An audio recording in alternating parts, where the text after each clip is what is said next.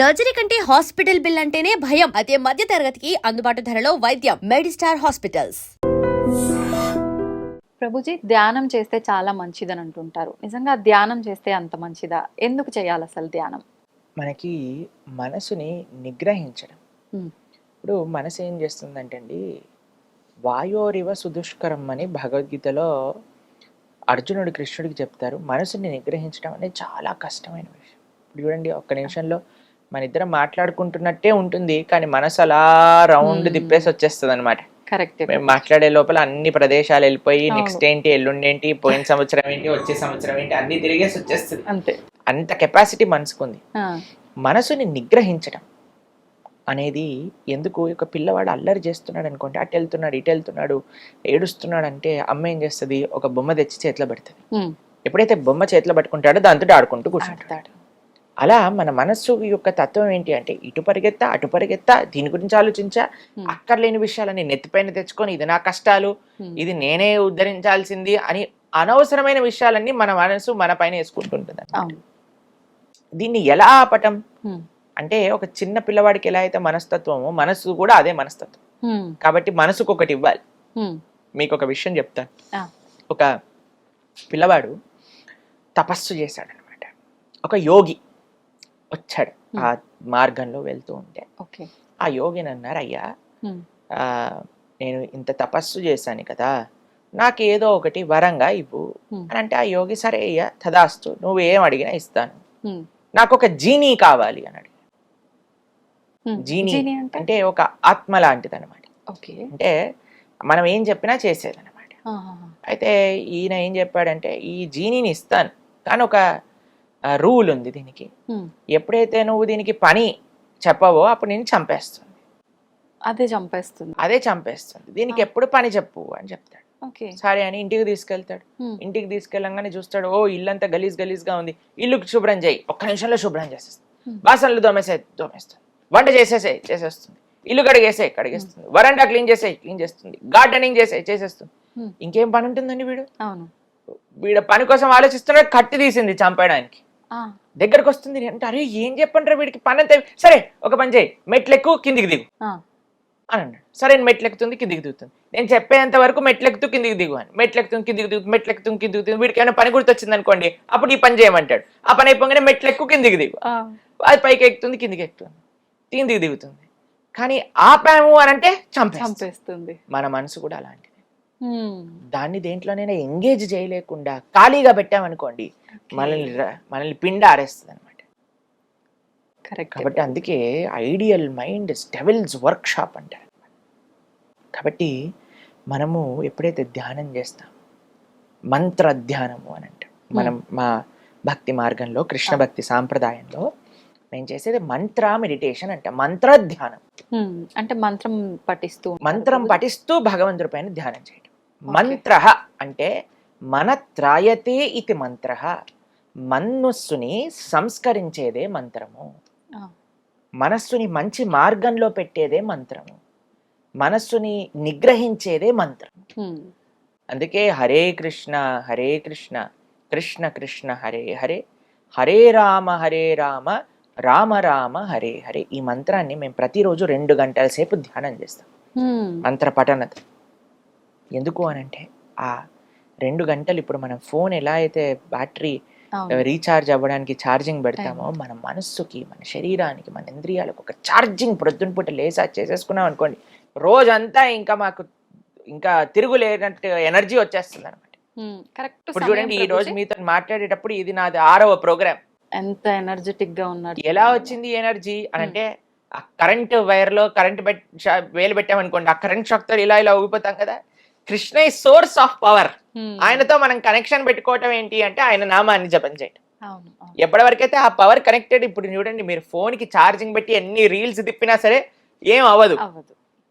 కాబట్టి అలా ఆ పవర్ కనెక్షన్ ఉంచుకోవటమే మంత్ర. ఉమ్, మనత్రాయతే ఇది మంత్ర. ఓకే. కాబట్టి మంత్ర జపం, సాధన ఉమ్, ఇవన్నీ ఉండటం చేత మనసు నిగ్రహం. అందుకే ఆధ్యాత్మిక మార్గంలో ఈ మంత్రం అనేది అంత ముఖ్యం అన్నమాట. కాబట్టి ఈ హరే కృష్ణ మహామంత్ర, హరే కృష్ణ కృష్ణ కృష్ణ హరే హరే, హరే రామ రామ రామ హరే హరే ఇది షోడశాక్షరనాంనాం కలి కల్మషనాశనం నాతర పరతరోపాయ సర్వవేదేషు దృశ్యతి అని అంటే కలి కల్మషాన్ని, కలి అన్నిటికంటే పెద్ద స్థానం ఏంటో తెలుసండి, కలి ఉండేది మనసు. కాబట్టి ఆ కలి ప్రభావం మొత్తం కూడా బయటికి తీసేస్తుంది. ఈ మంత్రానికి అంత శక్తి ఉంది.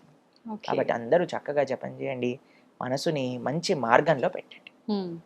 ప్రభుజీ, కొత్తగా ధ్యానం చేయాలనుకునే వాళ్ళు ఇందాక మీరు చెప్పినట్టుగా ఒక దగ్గర ఏకాగ్రత అనేది పెట్టలేకపోతుంటారు. రకరకాల ఆలోచనలు, ఎన్నో రకాల జరిగినాయి, జరగబోయేవి వస్తూనే ఉంటాయి కళ్ళ ముందరికి. ఎంత చేద్దామన్నా కుదరదు. అలాంటి వాళ్ళ పరిస్థితి ఎలా సాధ్యపడుతుంది? మనసు పని ఆలోచించడం, మీ పని మంత్రాన్ని జపించడం. అంతే. మనసుని పట్టించుకోవద్దు. మంత్రాన్ని జపం అంటే ఏంటో తెలుసా అండి? మనం మంత్రాన్ని ఎలా జపించాలి అంటే మన చెవులకి వినపడాలి. మనం అనే మంత్రం మనకి వినిపించాలి. హరే కృష్ణ కృష్ణ కృష్ణ హరే హరే, హరే రామ రామ రామ హరే హరే. మన మంత్రం మనం వింటున్నామా? అదే మన ధ్యాస. మనసు అక్కడ వెళ్ళండి, ఆస్ట్రేలియాకి వెళ్ళనివ్వండి, యూకేకి వెళ్ళనివ్వండి, అమెరికాకి వెళ్ళనివ్వండి, అది పడివ్వండి. మనం ఎప్పుడైతే ఇలా మెల్లమెల్లగా మంత్రాన్ని వింటూ వింటూ వింటూ జపిస్తూ ఉంటామో, ఇప్పుడు చూడండి, పిల్లలు అల్లరి చేస్తున్నప్పుడు వాళ్ళు ఏమనుకుంటారంటే, అమ్మ ఏదో కిచెన్లో బిజీగా ఉంది, నాన్న ఆఫీస్ పని చేసుకుంటున్నాడు, కాబట్టి అటు ఇటు వెళ్తున్నాడు. తను ఒకసారి అమ్మ ఏయ్ అన్నదనుకోండి, వాళ్ళు అక్కడ ఉంటారు. మంత్రం ఏం చేస్తుంది? మనసు అటు ఇటు పరిగెత్తుంది. హరే కృష్ణ అనగానే, అయ్యో వీడు ఏం చేస్తున్నాడు, గమనిస్తున్నాడా నన్ను, నేను అటు ఇటు పరిగెత్తుతున్నానని వచ్చి మన దగ్గర కూర్చుంది. మెల్లమెల్లగా ఆ సాధన వల్ల మనసు మన దగ్గరకు వస్తుంది. ఫస్ట్ మనసు గురించి పట్టించుకోకండి, మంత్రం పైన ఫోకస్ పెట్టండి. మంత్రం ఎప్పుడైతే మనం అధ్యయనం చేస్తున్నామో మనస్సు కూడా మన దగ్గరకు వచ్చి కూర్చుంటుంది. చక్కగా మనం చెప్పిన మాట. సమయం పడుతుంది, ఓపిక అవసరం. సమయం చూసుకోవాలంటారా ప్రభుజీ ధ్యానం చేయటానికి? కరెక్ట్ సమయం ఏంటంటారు? తెల్లవారుజామున సత్వగుణంలో ఉన్నప్పుడు అన్నిటికంటే బెస్ట్. ఎందుకంటే ఒకసారి టైం ప్రోగ్రెస్ అవుతూ ఉంటే మీకు తెలుసు, అవును, పిల్లలు, స్కూలు, ఇంట్లో పనులు, వంటలు, ఆఫీసులు, పరిగెత్తటం, అప్పుడు వచ్చి మిమ్మల్ని ప్రశాంతంగా కూర్చొని జపం చేయమంటే మీకు అవుతుందా చెప్పండి? అస్సలు కుదరదు. కాబట్టి ఇవన్నీ స్టార్ట్ అవ్వక ముందే మనం జపం చేయాలి. లేకపోతే మనం జపం హరే కృష్ణ పాలు లోపల పెట్టు, రామ్ రామ్ హరే హరే, తొందరగా బస్ టైం అయిపోయింది, ఇలా అయిపోతుంది. అవునవును. కాబట్టి ఎవరు లేవక ముందే మనం లేస్తే మన ఆధ్యాత్మిక సాధన నడుస్తుంది. లేదంటే ఉపయోగమే లేదు, ఎన్నాళ్ళు చేసినా వ్యర్థం. ఇప్పుడు ఎంత మనము యాక్టివ్ అయిపోయాం అనుకోండి, ఈ రోజులో అందరూ యాక్టివ్గా ఉన్నారనుకోండి, మనం కూడా యాక్టివ్ అవ్వాల్సి వస్తుంది. అవును. ఇప్పుడు రాత్రిపూట వెళ్ళి సాధన చేసుకుంటామంటే అలసిపోతారు కదా. ప్రొద్దునంతా మనం పని చేసో చదువుకోనో వెళ్ళి వెనకాలకి వెళ్ళి అప్పుడు నేను జపమాలు పట్టుకుంటే ధ్యానంగా చేసేది యోగ నిద్ర. కాబట్టి ప్రొద్దున పూట తెల్లవారుజామున త్వరగా పడుకొని, త్వరగా లేచి, స్నానం చేసి, దేవుడి దగ్గర దీపం పెట్టుకొని కూర్చొని జప అనుష్ఠానం చేయండి. అసలు తిరుగులేని శక్తి మీ సొంతం అవుతుంది. ప్రభుజీ, మనం తీసుకునే ఆహారాన్ని బట్టి కూడా మన ఆలోచన విధానం ఆధారపడి ఉంటుందంటారు కదా. అలా అయితే శాకాహారం భోజనం మాత్రమే తీసుకునే వాళ్ళు ఉంటారు, వాళ్ళు అంత సాత్వికంగా ఉన్నట్టుగా ఏం కనిపించరు కదా. మరి ఆహార ప్రభావం ఉన్నట్టు ఎలా? సాత్వికమైన ప్రవృత్తి కావాలి అని అంటే సత్వగుణంలో ఉండాలి. అది కేవలం ఆహారం కాదు, ఇంకా చాలా ఫ్యాక్టర్స్తో. మీకు ఒక విషయం చెప్తాను. ఈ ప్రపంచం నుండి ప్రతి వస్తువు కూడా సత్వ రజస్తమో గుణములలో కేటగరైజ్ చేసి ఉంటుంది అనమాట. చూడండి, కేవలం శాకాహారం తిని DJ sound dim dim dim dim అని డీజే సౌండ్ విన్నాడు అనుకోండి, వాడు సత్వగుణంలో ఉన్నవాడు కాదు. కాబట్టి సత్వము అనంటే ఒక ఎంటైర్ సిస్టమ్ ఆఫ్ సత్వ. సత్వగుణంలో ఉండే వ్యక్తి ఏం చేస్తాడు? తెల్లవారుజామున లేస్తాడు, స్నానం చేసుకుంటాడు, ప్రతిరోజు దేవాలయానికి వెళ్తాడు, చక్కగా సాత్వికమైన ఆహారాన్ని. ఇప్పుడు అన్ని సత్వగుణంలో ఉండే వస్తువులన్నీ కూడా మనస్సు పైన ప్రభావం చూపిస్తుంది. అన్నిటికంటే పెద్ద ఫ్యాక్టర్ ఆహారం, ఇది గమనించాలి. ఆహారం ఒక్కటే ఫ్యాక్టర్ కాదు. అర్థమైందా మీకు రెండిట్లో ఉండే డిఫరెన్స్? అర్థమైంది ప్రభుజీ. కాబట్టి ఆహారం అన్నిటికంటే ముఖ్యమైన ఫ్యాక్టర్. ఎవరైనా కానీ తమో గుణం, రజోగుణం అంటే మాంసాహారులు కానీ మద్యము కానీ ఇటువంటి సేవించారనుకోండి, వాళ్ళకి సత్వగుణంలోకి రావటం చాలా చాలా కష్టం. చాలా అంటే చాలా కష్టం. కాబట్టి ఎవరైనా ఈ మానవ జన్మని చక్కదిద్దుకోవాలి అని అనుకున్న వారు ఎవరైనా ఉంటే సాత్వికమైన ఆహారాన్ని తీసుకోవటమే శ్రేయస్కరం. ఉమ్, మాంసాహారము మహాపాతకములలో ఒకటి అని Hmm. శాస్త్రములో చెప్పున్నది. ఓకే. కాబట్టి మనం ఎప్పుడు కూడా మాంసాహారం వైపు వెళ్లకుండా ఉమ్, కూరగాయలలో కూడా సత్వరజస్తమో గుణములు కలిగి ఉన్నాయి. ఉల్లిపాయలు ఆ, తమో గుణం రజో గుణానికి చెందినవి. Okay okay. కాబట్టి ఇప్పుడు ఆహారంతో పాటు మిగతావన్నీ కూడా మనం దృష్ట్యా పెట్టుకుంటే అప్పుడు మనకి మంచి సత్వగుణంలో ఉన్న వాళ్ళం అవుతాం. ఉమ్, ఇప్పుడు మీకు ఒక విషయం చెప్తానండి. ఉమ్, ఇప్పుడు ఆధ్యాత్మిక మార్గంలో ఉన్న వాళ్ళకి కొన్నిసార్లు మీరు అనుకోవచ్చు, అరే వీళ్ళకి కోపం ఉంది కదా, ఉమ్, అరే ఈయన ఇలా మాట్లాడుతున్నాడు కదా, అలా అనుకున్నారనుకోండి. మీకు ఒక విషయం చెప్తాను. ఒక వ్యక్తి రోగం ఉన్నది, అవును. ఓకేనా, ఉమ్, నడుము నొప్పి ఉంది, కాళ్ళు నొప్పి ఉంది, తలనొప్పి ఉంది, ఓకే. జ్వరంగా ఉంది, గొంతు నొప్పి ఉంది, థ్రోట్ ఇన్ఫెక్షన్ లాగా అనిపిస్తుంది. ఉమ్, ఇంట్లోనే కూర్చున్నాడు, ఇంకా పెరుగుతుంది రోగం. ఉమ్, పక్కింట్లో ఇంకొకటి కూడా అదే సిమ్టమ్స్ ఉన్నాయి. ఉమ్, ఆయన డాక్టర్ దగ్గరికి వెళ్ళి జాయిన్ అయ్యాడు. ఓకే. డాక్టర్ అన్నాడు, నువ్వు సెలైన్ పెట్టుకో, ఉమ్, ఈ మెడిసిన్ వేసుకో అని. ఇప్పుడు సెలైన్ పెట్టి మెడిసిన్ వేసుకున్న మరుక్షణం మొత్తం రోగం పోతుందా? టైం పడుతుంది. కొద్దిగా టైం పడుతుంది. ఉమ్, ఆధ్యాత్మిక మార్గంలో ప్రయాణించే వ్యక్తి ఉమ్, రోగం ఉంది అని తెలుసుకొని డాక్టర్ దగ్గర వెళ్ళిన వ్యక్తి ఓకే ఓకే. కాబట్టి మెల్లమెల్లగా రోగం పోతుంది, ఎందుకంటే చికిత్స చేసుకుంటున్నాడు కాబట్టి. చేసుకుంటున్నాడు. కానీ ఈ వ్యక్తి ఎవరైతే బయట నుంచి అరుస్తున్నాడో, వాడికి ఇంకా జ్వరం ఉంది, వాడికి ఇంకా అహంకారం ఉంది, కోపం ఉంది అన్నవాడు, వీడైతే ఇంకా హాస్పిటల్కి రావట్లేదు, ఆ ప్రయత్నమే లేదు కదా. కాబట్టి మనము ఎవరిని జడ్జ్ చేయకూడదు ఎక్స్టర్నల్స్గా, ఉమ్, మనం ఉమ్, వెయిట్ చేయాలి. ఆధ్యాత్మిక మార్గం దాని ఆ మనస్సు పైన ఆ మెడిసిన్ ప్రభావం చూపించి ఒకరోజు తప్పకుండా ఆయన మంచి వ్యక్తిగా మారుతారు. ఉమ్, కాబట్టి మన డ్యూటీ ఏంటి? సత్వగుణంలో ముందుకెళ్ళటం, ధర్మ మార్గంలో ముందుకెళ్ళటం, ధార్మికంగా ప్రవర్తించడం, ఇది మనకి. ఉమ్. ప్రభుజీ, జీవహింస, మనం మాంసాహారం తినడం అంటే ఒక జీవిని హింస పెట్టి చంపేస్తున్నాము.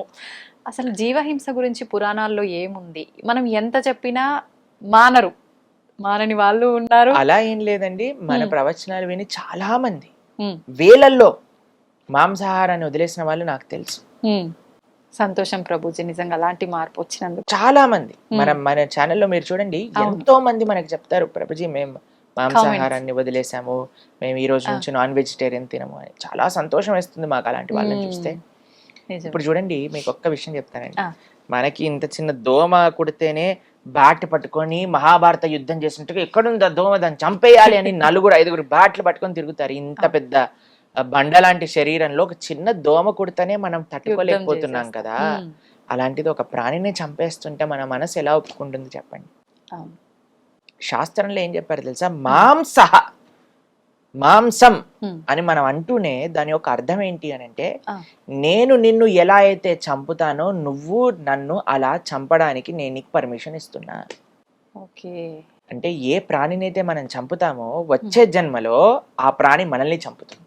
ఉమ్, దాంట్లో ఇంకొక చిన్న అడిషన్ అండి.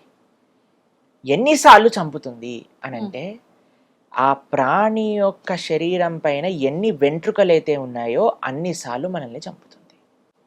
ఇది వింటే ఎవ్వరు తాకరు ప్రభుజీ మాంసాహారం, భయం వేస్తుంది. అలా విన్నా సరే మారని వాళ్ళు కూడా ఉంటారు. కొద్దిమంది. కానీ మన ప్రార్థన ఏంటంటే, మనం ఎవరిని ఏమనట్లేదండి, మన శాస్త్రంలో ఉన్న విషయం ఉన్నది చెప్తున్నా. శాస్త్రంలో కూడా వదిలేసేయండి. ఉమ్, మనం ఇప్పుడు చూడండి, ఏ ప్రాణి అయినా చావడానికి పుడుతుందా చెప్పండి? లేదు. ఇంట్లో కుక్కలను పెంచుకుంటారు, ఎంత అల్లారు ముద్దుగా పెంచుకుంటారు. అవును. అమ్మో మై డాగి అని. ఉమ్, ఇప్పుడు కుక్క అన్నా సరే వాళ్ళ కోపం కోపం వస్తుంది. వస్తుంది. అవును ప్రభుజీ. ఎందుకు? దానికి ఇంకా ఒక మేకకి ఏం డిఫరెన్స్ ఉంది చెప్పండి? ఉమ్, అది ప్రాణి ఇది ప్రాణి కదా, అది జంతువు ఇది జంతువు కదా, ఇది పిల్లలు పెడుతుంది అది పిల్లలు పెడుతుంది. దీదెంత ప్రేమగా చూసుకుంటుందో పిల్లల్ని, అది కూడా అంతే ప్రేమగా చూసుకుంటుంది కదా. అవును. ఒక ఆవుకి ఉమ్, ఒక కుక్కకి తేడా ఏముంది?